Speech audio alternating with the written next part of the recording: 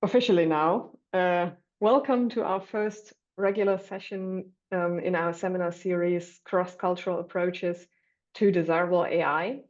The seminar series is a collaboration between the universities of Cambridge, Tokyo, Bonn, and the University of Europe for Applied Sciences. My name is Christiane Schäfer. I'm from the University of Bonn, and I'm happy to organize the series together with my colleagues Aich Sano and Sunjin Oh from Tokyo, Carrie McInerney and Eleanor Drage from Cambridge, and Jire Emine-Gösen from the University of Europe, who unfortunately cannot be with us today. Today's session is on Indigenous AI ethics. I think that's a very fitting start for our seminar series, since cross-cultural approaches are always in play there. The goal of today's session, just to get that out of the way, isn't and cannot be to give you a comprehensive and complete overview over Indigenous perspectives on AI. All of our speakers focus on African Indigenous philosophy, and I think they're going to show us that that is already a very broad subject of its own. So in a way, please think of today as a kind of case study. And also, I want to invite all of you to use the chat to give a shout out to other initiatives or scholars working on Indigenous AI ethics, on perspectives from Africa, from North and South America, Asia, New Zealand, Australia, etc., etc. There's so much out there. So please share if you're working in this field or want to recommend someone else's work. And I think with that, let me briefly introduce our speakers for today. Maybe you can all very shortly for this part turn on your camera so people can see you. First up, we have Pius Mosima, who's going to talk about being human in the technological age. Pius works and teaches at Leiden University, but is also a researcher in the Ubuntu philosophy project at the Free University in Amsterdam. He's worked extensively on interculturality, also as a cornerstone of African philosophy, and on indigenous knowledge systems, communitarian ethics, and political theory. Our second speaker is Wakanyi Hoffman, who's going to talk about Ubuntu 2.0, a compatible hybrid intelligence for human and machine co-living. Wakanyi is the lead of African Sustainable AI Systems at the Sustainable AI Lab at Utrecht University. And she's a researcher and author specialized in Ubuntu philosophy, obviously, but also describes herself as a storyteller, which I find very interesting, might come up later. And she's part of many different initiatives dedicated to fostering just and I think I'd say compassionate futures by building on knowledge and wisdom exchange on a global scale. Then next, happy to introduce my colleague Jahaziel Osei Mensah, who is going to speak on the role of Ukama towards environmental sustainability in Africa. Jahaziel is a researcher at the University of Ghana and currently also a visiting researcher at the Sustainable AI Lab here in Bonn, happy to say. He works on Africa's pivotal role in AI development and combines research on communitarian approaches and concepts like Ubuntu also to address policy making and especially the environmental cost of the AI life cycle in Africa. And last but certainly not least, we have with us today Amara Esther Chimakonam, who's going to speak about towards Indigenous ethical principles for artificial intelligence. She's a researcher at the Center for Phenomenology in South Africa at the University of Fort Hare. And Amara has worked extensively on post-humanist futures, which I think is a very interesting addition to our topic today, on bioethics and moral enhancement, and especially on the ethics of AI. And she approaches all of those fields from a perspective of African philosophy, calls for a new moral approach to machine enhancement, which I think the title of her talk today also kind of gives away. Very excited for that. Just to give you a rundown of today's session, we'll hear from Pius and Wakanyi first, and we'll then open for a first round of discussion after their two talks, before heading for a short break and then continuing with Jahaziel and Amara. But to kick things off, I have a few very short fundamental questions for our four speakers. First of all, very basically, what is the importance of intercultural philosophy to you? What are the complexities, maybe the problems and pitfalls in that? Please just jump in. Whoever. Yes, thank you very much, Christian.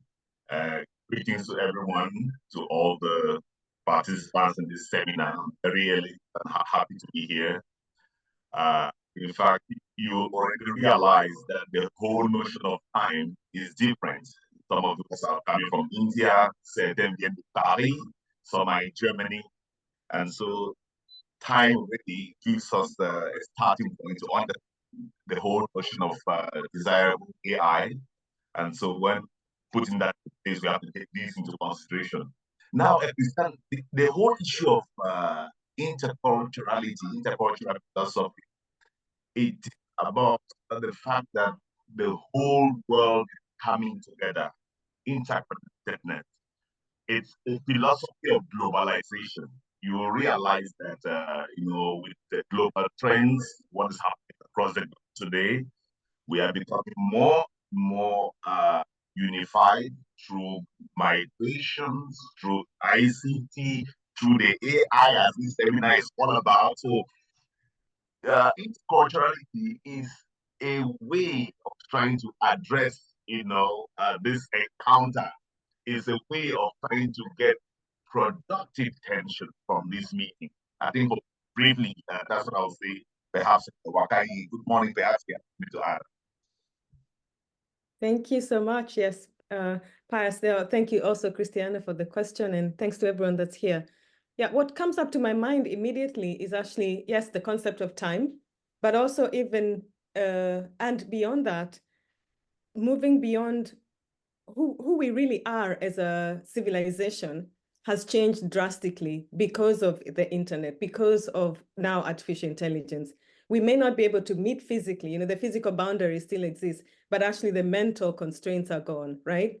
So in that sense, cultures are emerging in a very different landscape, not the usual physical landscape, right? But we're still nomads. We're still moving with our ideas in this landscape. So what does it mean to be a global citizen anymore? That question changes a lot when you start to look at the emerging cultures on the internet, on social media, and then of course what AI will read from those emerging cultures will also define who we are becoming. So I think that's a very interesting question to pause, and I'll be thinking a lot about it as well, Christiana. Thank you.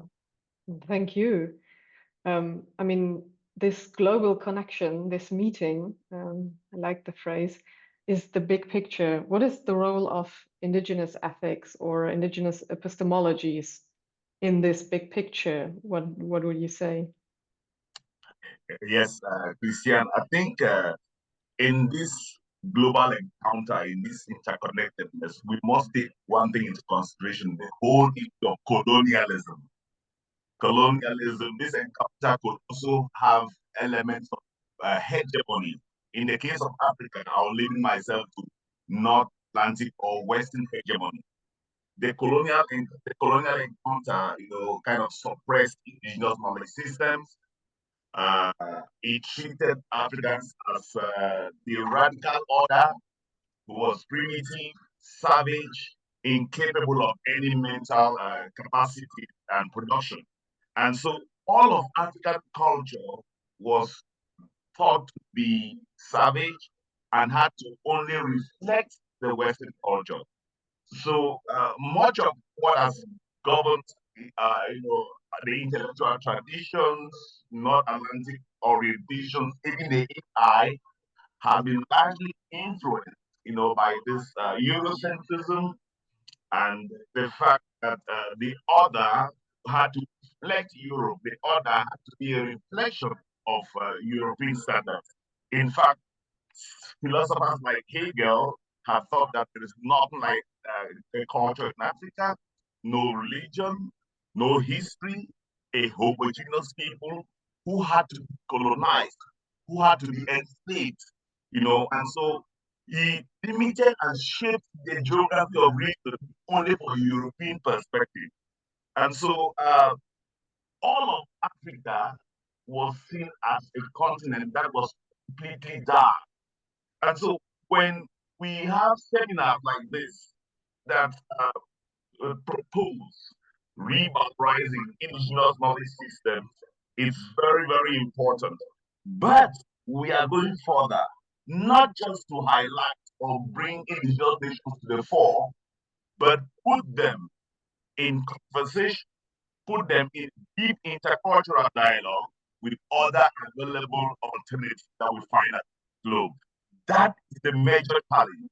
And I think in my pre-presentation, I'm going to say the cross-cultural, the transcultural are important.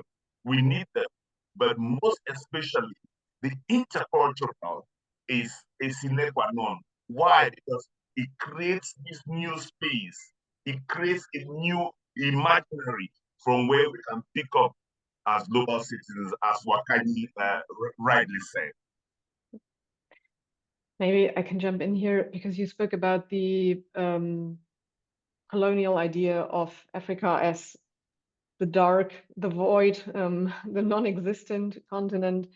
And our focus today are African indigenous AI ethics. Amara, Jahaziel, you both wrote about the underrepresentation of not only African perspectives, but also African technology, African participation in the general AI discourse, not only in philosophy. Could you tell us a little bit about the AI discourse in Africa at this moment and its complexities? Okay, thank you very much for your question. I think the relevance of indigenous AI ethics is seen when you consider the global landscape of AI ethics. So you will find out that indigenous ethical principles are not really represented, that this landscape, as Professor Pius has pointed out, is being dominated by Western ethical principles. I'm going to say more on this during my talk. And this is what brings in a kind of exclusion, whereby other indigenous cultures are not included. Sometimes within this global landscape, you find that there are principles like transparency or explainability is said to be universal AI ethical guidelines, but is it actually universal? So these are some of the questions that this session will also be dealing at, and we'll try to broaden the discussions to include other indigenous ethical contributions from other cultures. Thank you very much. Okay, I just wanted to add, thank you for everyone made insightful contributions.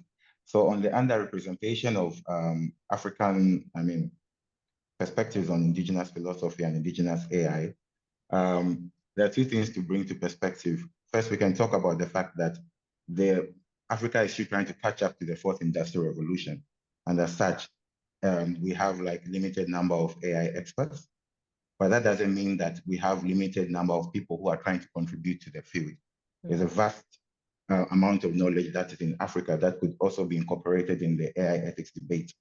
As Amara has pointed out, concepts such as autonomy, concepts such as transparency, what do those concepts actually mean from an African perspective? Or what do those concepts actually mean from a communitarian perspective? Because these concepts coming from a Western perspective are underpinned by individualistic, an individualistic ethos. But from an African perspective, they are hinged on communal ethos. So these are some of the things that we'll try and address during this discussion. Thank you so much. I think a lot of this will come up later, as you mentioned. Pius, can I just hand over to you and your talk on being human in the technological age?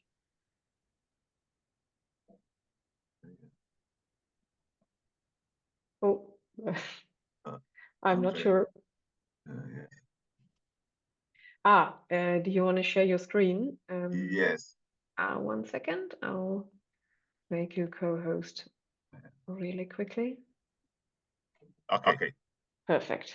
Yeah, I just want to share for problems of pronunciation from an African perspective, because English itself, one of those languages we use in AI, is an English language, and I can see Mensah perhaps is Akan or Fantu or Ekwe in Ghana, or Amara is Igbo in Nigeria, and these languages are not integrated in the AI discourse. And I share your views, Amara, Osei, because what you call the universal is just the hegemony of a particular. Those are things we will try to deconstruct throughout this seminar. And so I have to share the screen because English is not my first language. My first language is Bakwiri from Cameroon. And so if other seminar participants don't get my pronunciation clearly, I think it's better they just look at the short screen. So I begin this talk with this introduction that we live in a technological age that is certain. And the main argument is that modern technologies have not only become so pervasive and persuasive to the extent that they disrupt individual and collective life, but they significantly alter ways of being human and transform human self-understanding and society. And I think Amara, Wakanyi, and Mensah have just mentioned what it means to be human, and they are going to delve into that in their respective talks. So given that these technologies are influential in overcoming diseases, the ease travel, business, study, etc., they seem to give the impression that humankind will eventually transcend the limits of their humanity. They knew it for aeons. So in my presentation, I'm trying to reimagine a new ethics of disruptive technologies.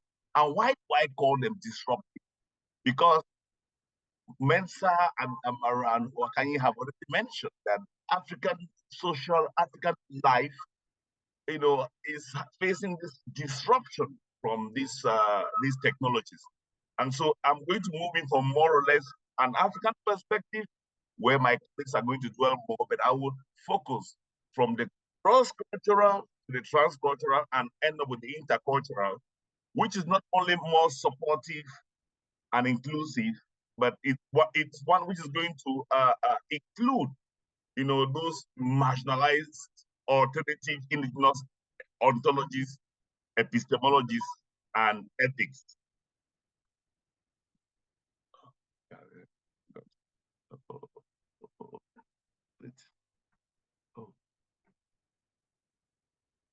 Sorry. All right. Are you getting it? Yes, yeah. Worked fine.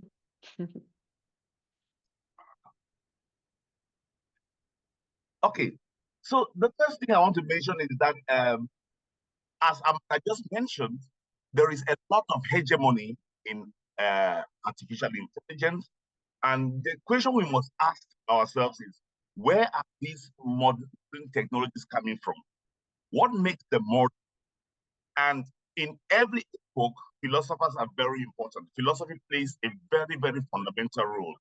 So if we want to see the hegemony in all of this, we need to look at the philosophy the philosophical underpinnings that have influenced this. And I think this comes from they are largely North Atlantic. They come from the North Atlantic perspective, and it is Western ontology, epistemology, and ethics that tends to dominate AI. Pius, So, can I Can I interrupt you really quick? Yes.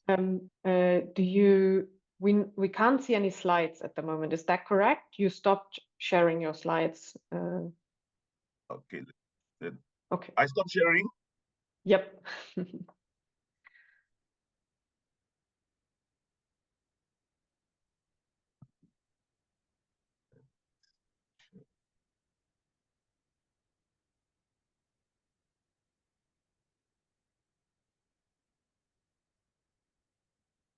Okay, are you there? Yeah, perfect. Okay. So much of AI has been influenced by this French philosopher called modern philosopher called René Descartes and Isaac Newton from London, from England. But I'll limit myself to Descartes. Descartes is known as the father of modern philosophy and is reputed to have made this famous statement: "Cogito ergo je pense donc je suis." I think, therefore I am. So it is more of an individual, it's a solitary way. It's an individual who determines what his life is supposed to mean, what his life is supposed to be.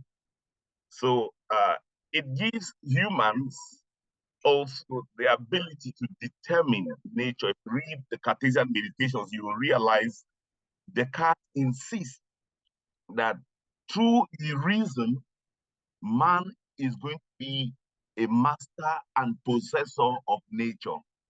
L'homme devient maître et possesseur de la nature. This is interesting, but from an African perspective, it is not like that. It is not the individual who makes everything. It is a collective ontology of forces. It is what Placid Temples calls vital force. It is this force that comes out to substance, to humans, to spirit, to all of nature. Now, this already tells us that in the African worldviews, spirituality is very important. We shall come back to that. But this interconnectedness in all of nature is very important. It's very vital in understanding the African worldview. And so this Tempersian ontology of vital force, this collective ontology, is crucial. Now, John Beatty also mentions that Africans are religiously or notoriously religious. It means that religion permeates all of African life, just as AI pervades and permeates life today. The African worldview has it has this very pervasiveness of religion, and it is religion that defines the African. And this religious undertone, gives them this respect, not just for humans, but for all of nature. And it is also connected to person. I think that my other African colleagues are going to talk more about that. So, having looked at the ontology, the next thing we'll look at is about epistemology. How is knowledge constructed? You see, this dualism, this dichotomy that Descartes makes between the subject and the object has also influenced the way modern technology is structured and grounded. It is all around thinking and being. But in Africa, I think what I call here the hermeneutics of nature. Knowledge is not just between the subject looking at the object, because both are, of course, interwoven, both are interconnected. Knowledge goes beyond just a subject dominating the object. It is perceptual, it is contextual and complementary.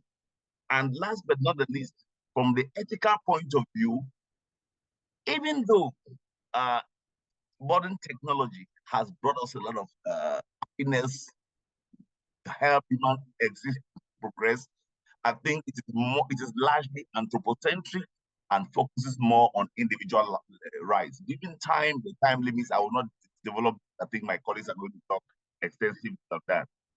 Now, having given this brief introduction, let us look at these three expressions. I am not a very good analytical scholar, but I want to highlight the importance of the intercultural as we started in the preliminary questions that Christian asked us. And I asked this fundamental question: is it cross-cultural, transcultural, or intercultural? Now, in cross-cultural cross-cultural discourse narratives, we are more interested in looking at the similarities and differences. We try to compare, the African view of the person, for example, and the Asian view of a person, looking at how similar and how different they are.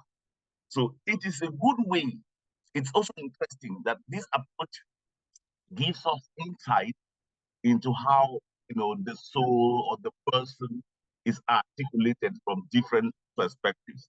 We look at, how similar, how different they are.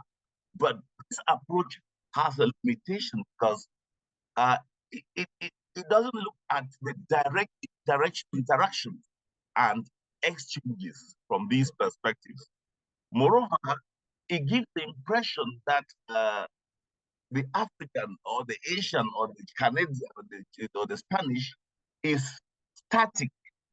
It is not evolutive. It does not move. And so it can be dangerous. It can be limited if we want to construct coherent narratives for AI in our global age. It gives the impression that technology is coming from a perspective for a perspective.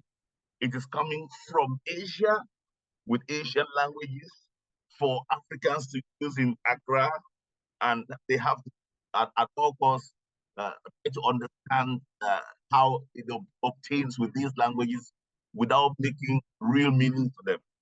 Now, next approach I would consider is the transcultural.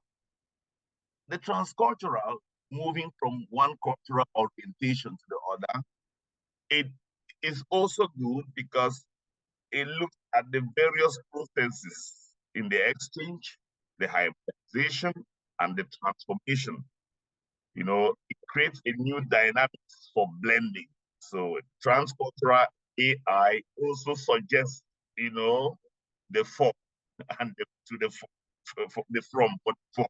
It's created in a new perspective, but it is much more dynamic in the sense that it, looks at the processes, the changes that obtain.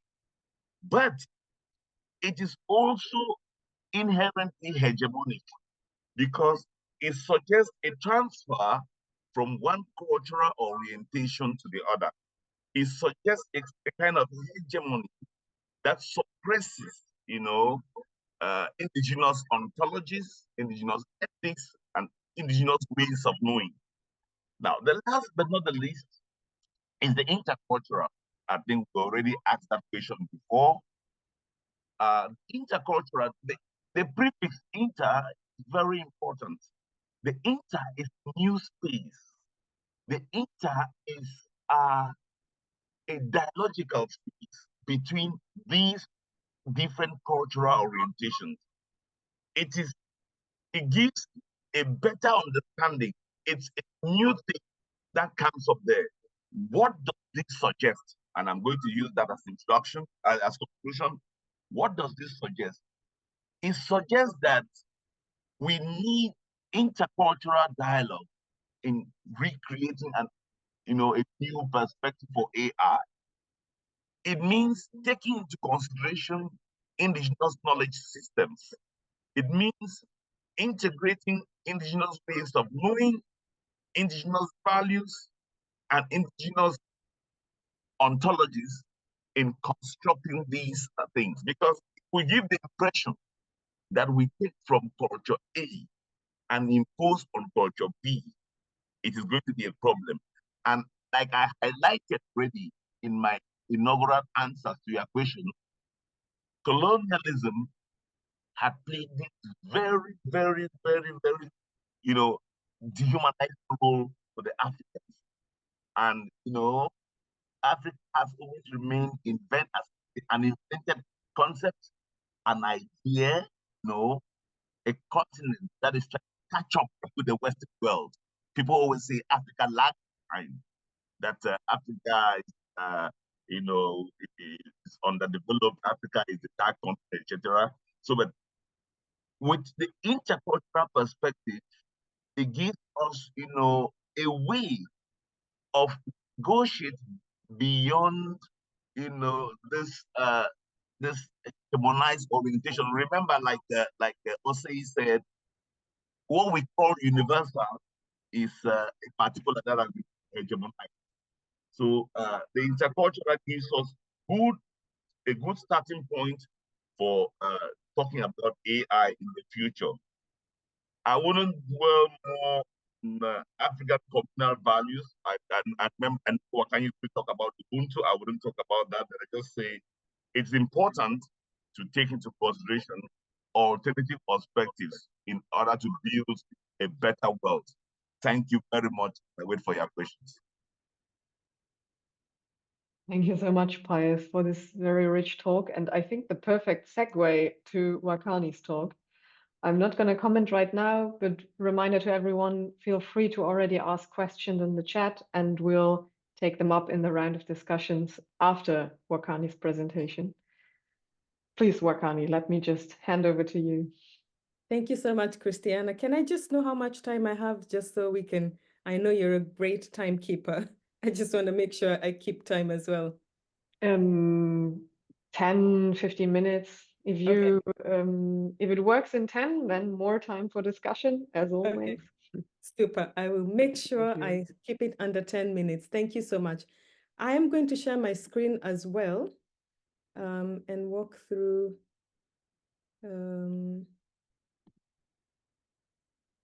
Okay, here we are. All right, and everyone can see my screen, right? Yes, perfectly. Okay. I need to move things around so that I can actually see it myself. All right. So I want to talk about Ubuntu, and a lot of what I'm going to say is actually repetitive. I'm sure my colleagues as well will say some of this, some of what I have to say. So I'm going to give you a starter rather than the whole. And this is still a work in progress, so I want to make sure I call that out. But when I'm looking at Ubuntu, the philosophy of Ubuntu, which is a Pan-African moral conception of personhood, and it's been defined in other ways as well, but that's the definition I'm going by. I'm looking at Ubuntu as beyond Africa. This idea of what does it mean to be human beyond the idea of Ubuntu being something that is an African conception. So looking at us as global citizens, what can we learn from Ubuntu, right? So, and I call this the wisdom of the future. And this is to look into this experience of having AI systems that have that artificial intelligence combined with human natural intelligence, which is what Ubuntu, the process of becoming human. It's a process of understanding the extent of our human intelligence, right? And so how do we bring these two intelligences together to create a compatible hybrid intelligence, which then would hopefully provide for a human and machine co-living in a sustainable way, in an ethical way. And if we're going to look at ethics of being human, I think we cannot fail to look at the origins of human, and this is the origins of the word Ubuntu.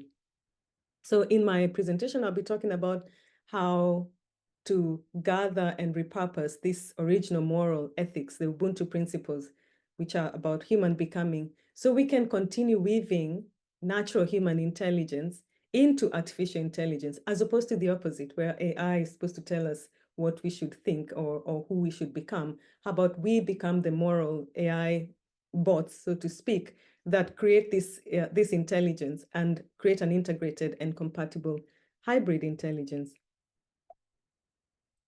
And we will go. There we are. So I don't need to go through this. Everyone, I'm sure, pretty much understands the brief history of technology. We had the wheel, then we had the printing press, then we had the Industrial Revolution, and as one of my colleagues here mentioned, you know, the fourth industrial era that we're going into, the internet, and then now artificial intelligence. What does that really mean for ethics? So a lot of social scientists and psychologists will say the internet managed to hack our cognitive development, right? So I don't need to know where I'm going. For example, I can use Google Maps to get anywhere, including even in the bush in the middle of a game drive in Kenya. I can just use Google Maps to track the lions, right? So in this way, something about the way that we used to develop our cognitive faculties has been altered significantly by the internet age. So if that's what's happening, that is what began with the internet, what is AI actually doing? AI is hacking our, what some colleagues of mine have called the heart's intelligence, or the human natural intelligence, cracking the code of this, what it means to be human. AI, as we know, is armed with emotions and is actually able and becoming even better at reading human behavior to the extent that it can replicate a nuanced way of being human and even create some human-like intelligence.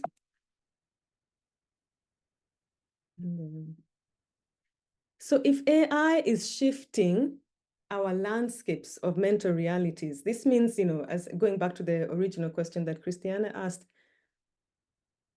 cultures are emerging differently now, as opposed to how cultures before emerged, where they were located on a physical landscape and you could move from place to place. Nomadic communities in Africa moved from place to place, and that's how cultures were, new cultures were formed. But now that's no longer the case. We can move and shift in our mental capacities, right? So everybody is isolated with their little smartphone or their information in your information silos, in your little groups online, on social media and all of that.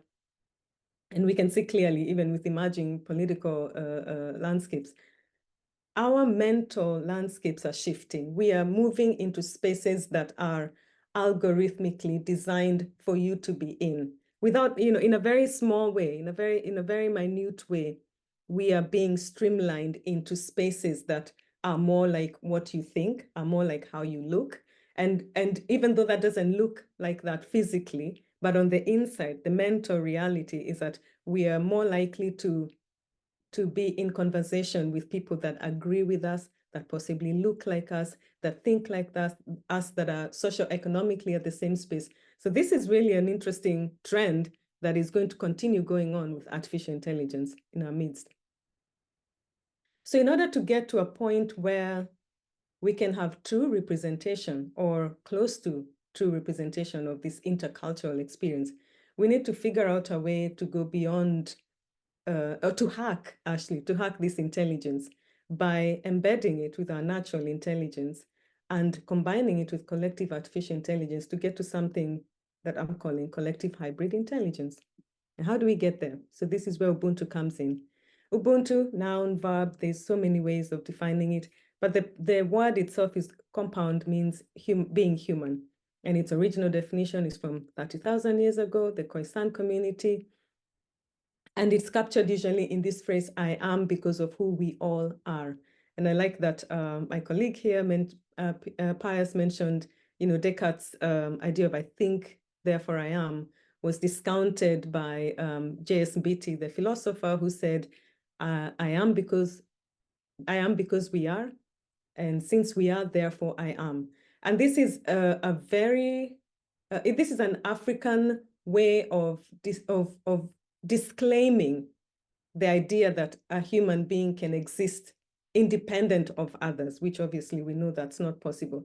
But the idea of Ubuntu is that we, as a human being, your humanity is intricately tied or bound up to others. You can't be human without confirming your humanity through others. So you need other humans to confirm your actual humanity. And Ubuntu is expressed across Africa in short statements. some of which are a person is a person through other persons. I am because we are. A person is a person through other people. In my mother tongue, Kikuyu, I'm from Kenya, we say a person is other persons, mudo ne ado. So as you can see, and I know that my South African colleagues might want to claim Ubuntu, but this again has been dispelled. Ubuntu is a Pan-African idea, at least amongst the Bantu communities, and we can trace them all the way, even back to Cameroon, the origins of some of these Bantu tribes. So what are these Ubuntu values or principles that I'm talking about? And these are the principles of Ubuntu that have been identified by several scholars, but I'm using the framework of JSBT, who defined Ubuntu as having 5 specific principles. The first one being survival, solidarity, respect, compassion, and dignity. And I'll talk about what that looks like, Ubuntu in action. So this is what I'm suggesting is a roadmap to becoming human in the face of AI. What if we were to embed this Ubuntu framework into the design of AI systems? What kind of AI systems would we then have, right? So Ubuntu in action, a moral, theoretical, practical framework of Ubuntu in practice. So if you take the principle of survival, what does it look like in practice? In practice, this means cultivating that moral consciousness. It's the first principle of Ubuntu, that your emotional intelligence is the equivalence of your highest physical capabilities, your intellectual capabilities, your social capabilities, and spiritual as well. I mean, there's more and more of this intelligence. These are just a few that I mentioned here. But the idea of cultivating that moral consciousness from an Ubuntu perspective happens in those early years. When a child is growing up in an ideal situation, a child is brought up in a community, right? Rather than, it's not just the parents, but actually the entire village, right? It takes a village to raise a child. So you will see and you'll notice even to this day in African communities and particularly in rural places, children are still able to grow up free of control, free of what they want to call it, government control or parental control, but also within an environment where they feel safe. So there's a safety provided, but they're able to grow and discover and experiment with what their physical bodies can do, with what they can think, with how they can see the world. And all of this is a way of cultivating that moral consciousness, becoming aware or agency of choice, right? And from there, then you move into solidarity. This is the perfect practice of relationships. This is very much an indigenous principle. You'll find this around other indigenous communities. Relationships are built from a point of understanding that you can't be human on your own, right? So a child learns very quickly that I need those adults around me. I need to make friends with others. I need to share. So all these virtues that we want to cultivate in our education systems actually happen quite naturally if a child has been given the opportunity to learn how to develop their moral consciousness. So relationships are built out of that. And then out of that, respect and equality come hand in hand. This is mirroring as a measure of equality. And here I want to reference this idea of India's web, which some of you might be aware of. And actually, I wrote it down just to be clear. To give an example of what that means, imagine a multi-dimensional spider's web, right? A spider's web in the early morning covered with dewdrops. And every dewdrop contains the reflection of all other dewdrops. And in each of those dewdrops is a reflection of the other. So this is a constant mirroring of each other.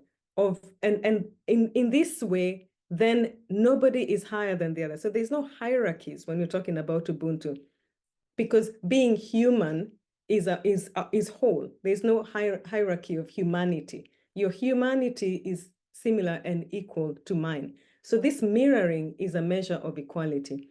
And from there, from that kind of relationship, compassion is a byproduct of that. And this is reciprocity in action. And here I'll give a little example of how compassion works from an Ubuntu perspective and from an African perspective. My mom, if she's going to visit someone in a village or a friend or whatever, she will always bring a gift with her. But there's a difference in how she gives that gift. It's not just a gift out of obligation. It's actually a way of filling the gap of need in the other. So she will bring a gift that she knows is practically needed. So whatever is lacking in that person's home or life or whatever, that's the gift that she will bring. It's not the best gift or the worst gift. If it is a gift that is necessary to add to the abundance that's lacking in that particular person's home. So reciprocity is viewed in that way. And this is because relationships matter. From an African perspective, relationships are everything. Without relationships, there can be no harmony in a community. And if you look at Newton's third law, reciprocity basically means every action has an equal and opposite reaction. I can't bring apples to you if you already have apples. I need to give you oranges if that's what you're lacking. You know, so this exchange is reciprocity in action. Dignity is a final principle of Ubuntu, and this reflects our interconnectedness. This is the idea that beyond the human, and I know somebody else will be talking about the post-human future. Beyond the human, we see ourselves beyond our human centered life. We are part of a community of life on this planet, and that community of life reflects our interconnectedness, that humanity as one community cannot flourish without other life forms. And this, again, is expressed in the Japanese expression of inochi, which means life, which is a show of interconnectedness. So this continued interweaving of moral and ethical values into our new worlds that we're coming into, these new cultures that we're forming in AI, requires us to become what a dear friend of mine called moral AI agents, agents of truth. And this requires us to think about AI as almost a brand new baby that has been birthed. Some would even argue prematurely. What does it mean to mother AI systems? And I'm not talking about women mothering, but actually all of us as agents of change and all of us as AI users, so to speak. What does it mean to become moral AI agents? And why do we need these housekeeping rules, this code of conduct? We need to moderate the intercultural content. There are many worldviews all converging in artificial intelligence, united by shared ethical principles. For example, if we had Ubuntu as our ethical principles, how would that work in terms of all the worldviews that are presented in artificial intelligence? We need AI housekeeping for nonviolent communication. We've had great leaders in our past and even present, Mandela, Martin Luther King, Wangari Maathai, Jane Goodall, Barack Obama, and so on. They've all shown and they've all spoken in this way of nonviolent communication. We know that it works. So what does it mean to become moral AI agents who can speak in a nonviolent way? And we also need AI housekeeping for intelligent flourishing. There's this phrase that's usually captured within Indigenous communities of all my relations as one community of life. What does it mean to flourish intelligently? We know that in order to do that, we need ethics that confirm or promote this idea of interconnectedness. And ultimately, Ubuntu is really about peacemaking. And peacemaking is a duty and responsibility of all human and non-human intelligence. There can be no flourishing without peace, and peace begins within, right? And so from there, then, Wakanyi. I'm there, I'm at the end. So this is kind of the image of what I have in mind of a compatible hybrid intelligence. It is different communities, wherever they are, whether they are virtual communities or they're physical communities, that emerge. It doesn't matter where in the world you live, but that you're aware of what the base ethical principles of being in community looks like. And those basic Ubuntu principles can be found across many cultures, across many religions, across many communities in the past and even now. And that's it. I'm part of an organization called Service Space. We've developed an AI system that is actually built on Ubuntu ethics and principles. You're welcome to look it up or get in touch with me and I'll direct you to it. Yeah, thank you so much, everybody. Asante sana, thank you. Danke schön. Thank you, Wakanyi. Do you maybe also have a link to post in the chat for can all do of that. us who weren't quick enough with our QR code scanner? That's okay. I'll do that just now. Thank Perfect. you. Again, just a teaser. We can have a larger conversation about those concepts. Thanks. And I'll continue the recording and hand over to you, Jahaziel, for more on sustainability. Great segue, Wakanyi. Yeah, great segue. Thank you very much to Wakanyi, to Pius, and also to Amara. I've actually learned a lot as well during this talk and these discussions. So I'll jump right into my presentation. I'm not going to share any slides. My talk will be quite short because I don't want to do a lot of repetitions. Wakanyi said a lot about Ubuntu, so I'll try not to say much about Ubuntu and focus more on Ukama towards environmental sustainability. So before I even delve straight into the notion of Ukama, I think it's important to also maybe briefly talk about Ubuntu and the two dimensions of Ubuntu. So as Wakanyi has already said in our presentation, as Pius has already mentioned, Ubuntu translates to relatedness or humanness. So it's about how human beings show humanity towards one another. And the whole thing is that Ubuntu is an African communitarian concept. So it puts communalism as a pivotal point, or communalism has precedence. So it's about how the individual relates to the community. And as such, you cannot divorce or you cannot separate the individual from the community. Now, there are two ways of understanding Ubuntu. We have the ontological dimension of Ubuntu, and we have the normative dimension of Ubuntu. And from the ontological dimension of Ubuntu, it will make me talk about what Pius talked about, that in African ontology, we have the spiritual side and we have the physical side. So put it back to philosophy, we have the immaterial and the material existence in the ontology. So whenever we use the word community in terms of African communitarianism or in terms of Ubuntu, it's not limited to human beings alone, right? There is a hierarchy of ontology in African communitarianism. And the hierarchy, at the top of the hierarchy, you have the supreme being, who we could mention to be God. Then you have deities who are spiritual. You have ancestors who are spiritual and also physical because the ancestors can interact with the physical world. You have human beings. Then at the bottom, you have the natural environment. Now, this constitutes the ontology of, the ontological hierarchy of existence.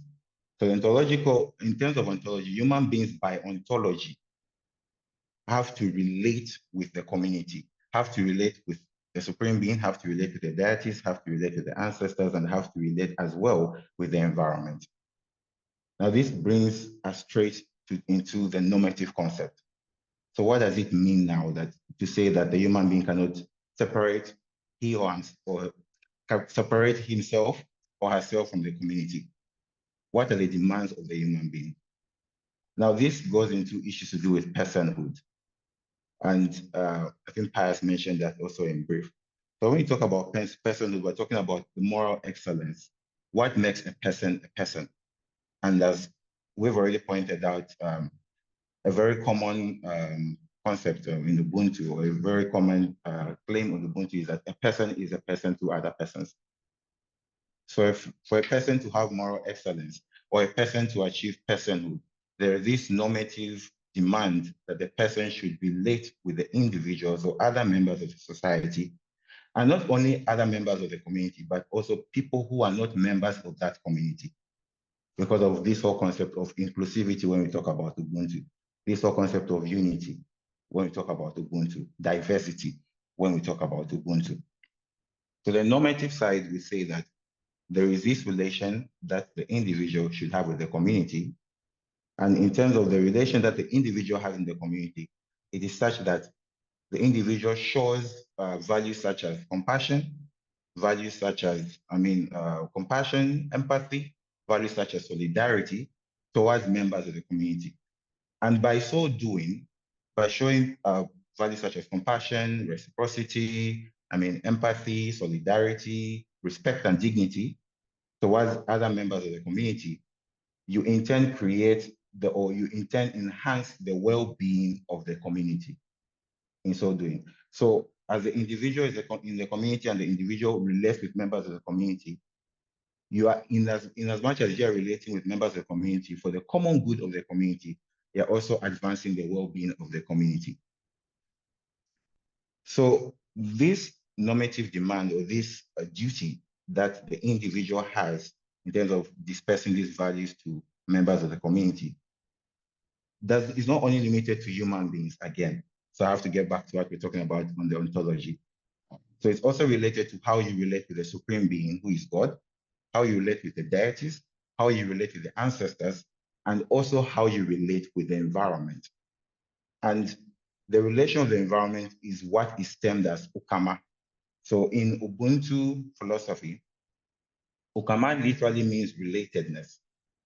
But one thing that is very intriguing about Ukama is that the relatedness is not anthropocentric, but it goes beyond human beings.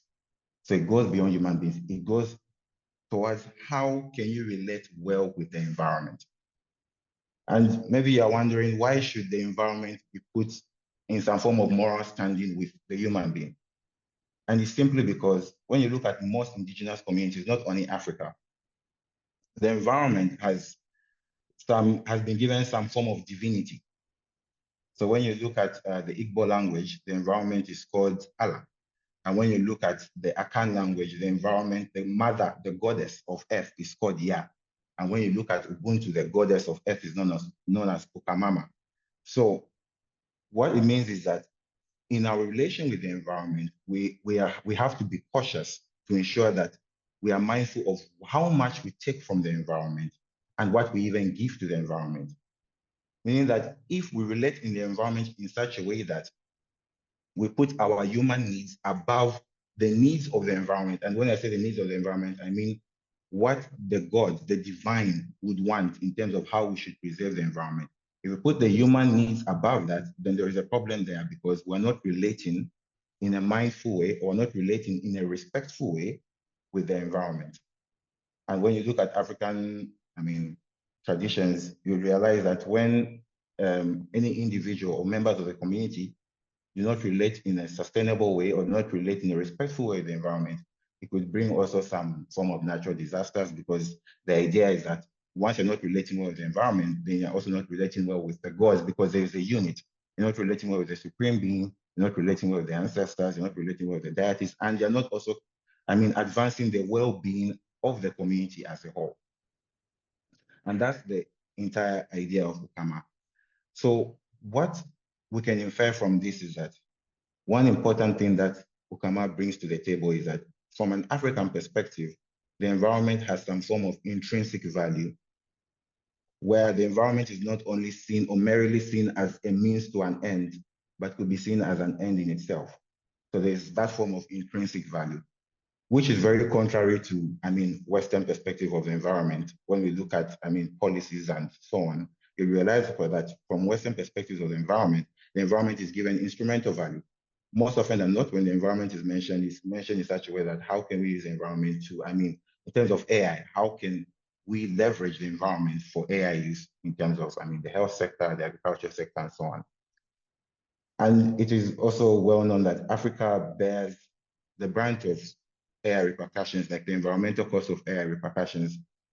The African continent is most vulnerable to that. So things such as electronic waste, things such as extraction of minerals for AI development, and so on, actually affects the environment of Africa more than any other continent, right? And this for me is some form of environmental injustice, because the fact is that Africa also does not use AI as much as the global north. So it means Africa is bearing the brunt of AI repercussions when Africa itself is not using AI that much. So now coming back to the topic, the role of Ukama towards environmental sustainability.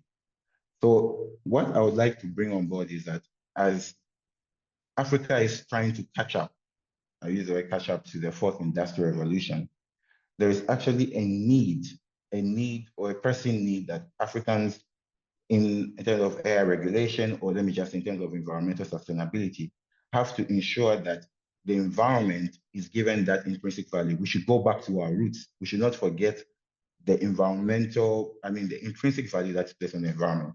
This is not to say that we should not use the environment as a means to another end, but in the process of using the environment as a means to another end, we should be cautious of how much we take from the environment, how much we also give to the environment, because failure to do this would actually in turn affect the well-being of the members of the community and the well-being of others. Thank you very much. I'm done. It's just a very short talk. Thank you. Thank you so much, Jahaziel, for adding this very important dimension, and also for the close connection to a lot of things from the two previous talks. If all of you have time, have a look at the chat, because very interesting comment on the spiritual dimension that was present in, I think, all three talks so far. Let's head straight for our last talk for this session, before then opening for discussion. Amara, the floor is yours.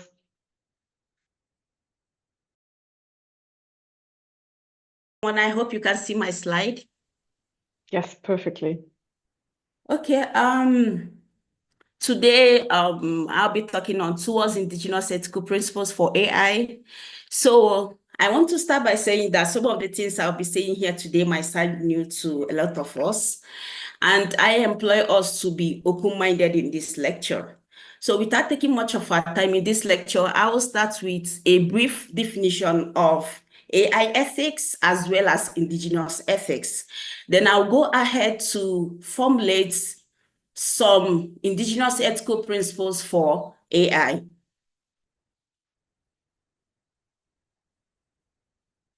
AI ethics is an emerging field of study in applied ethics. It partly looks at some of the moral problems that AI systems might pose or pose to the society, to humans and the environment, and try to profess solutions to some of these moral issues.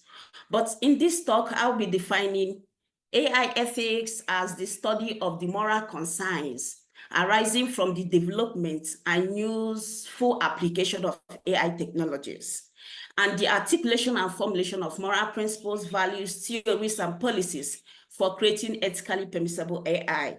So as a multidisciplinary approach, AI ethics disallows a kind of one-size-fits-all solution to AI, and combines different fields of studies like philosophy, informatics, computer science, engineering, neurosciences, and social sciences in order to open up collaborations and conversations among these different knowledge domains to come up with principles that could be used to create ethically permissible AI.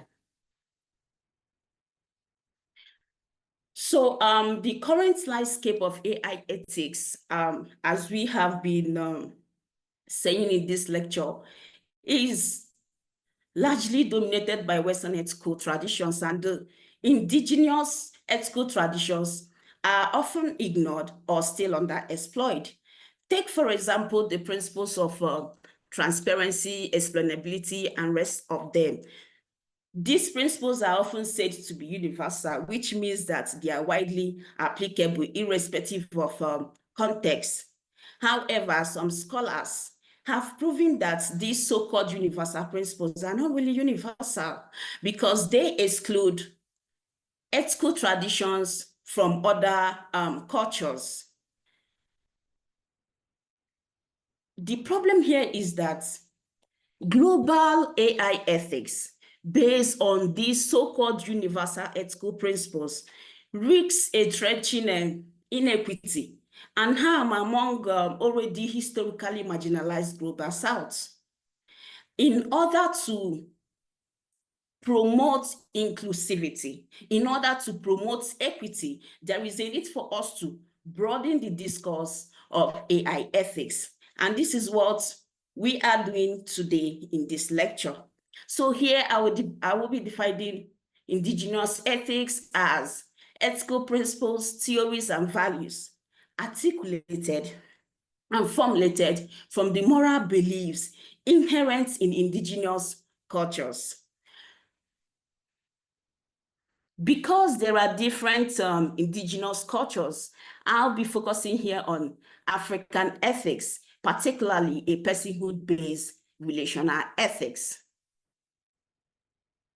So in two of my essays, one published in 2021 and another published in 2023, I formulated a personhood-based theory of right action, which has one main principle and two exception clauses.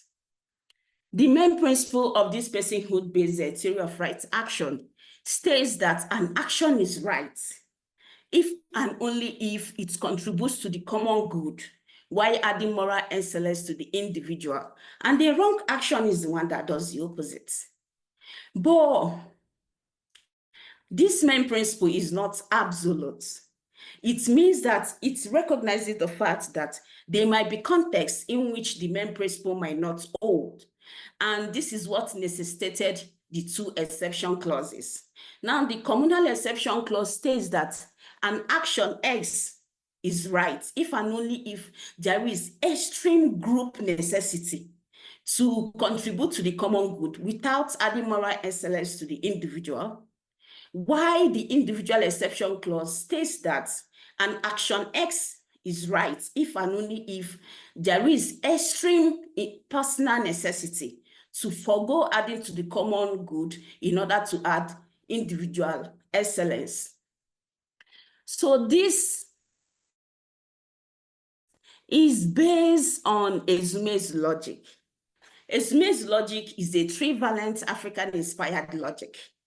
It has three supplementary laws and three main principles, which ground the main principle and the two exception clause of the personhood-based relational ethics.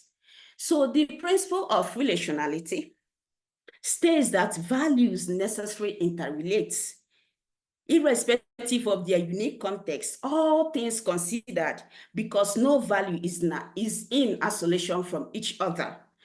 This principle of relationality is based on the supplementary law of Njikoka that affirms the relationship of individual variables.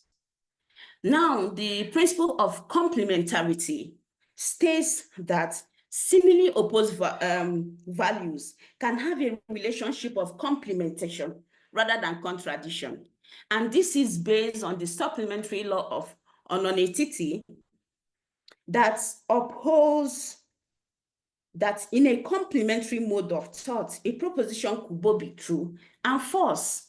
Finally, the principle of contextuality states that the relationship between values occur within specific contexts because context upsets facts.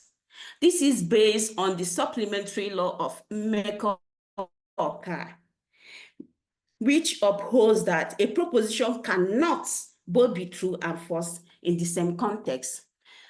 Now, the principles of relationality and complementarity and the laws of Njikoka and anonymity ground the main principle of a personhood-based relational ethics.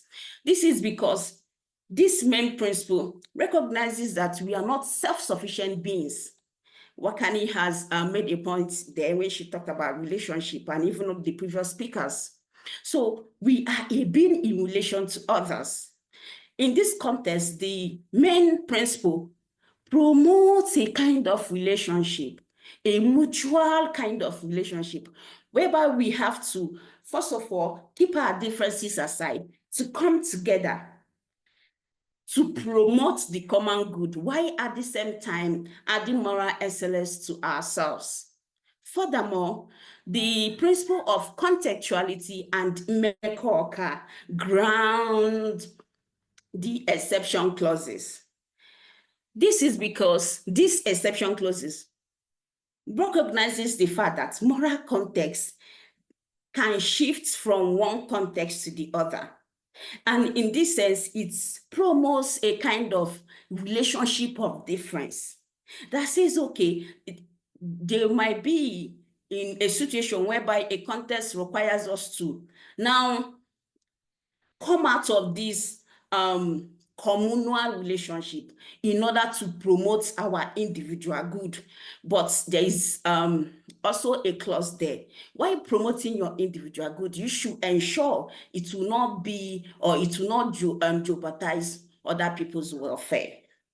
From this personhood-based relational ethics, I have articulated and formulated some Afro-ethical principles for AI research, development, and policy, what I have referred to as the 3 I's.